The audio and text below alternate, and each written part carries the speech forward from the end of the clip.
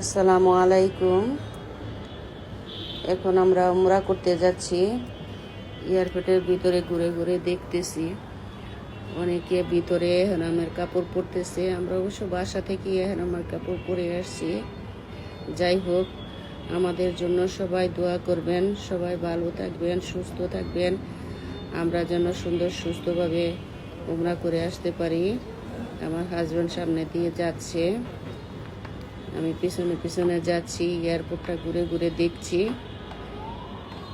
কিছুক্ষণ পরেই আমাদের ইমিগ্রেশন মনে হয় করবে। যাই হোক, সবাইকে একসাথে লাইন করে দাঁড় করাচ্ছে।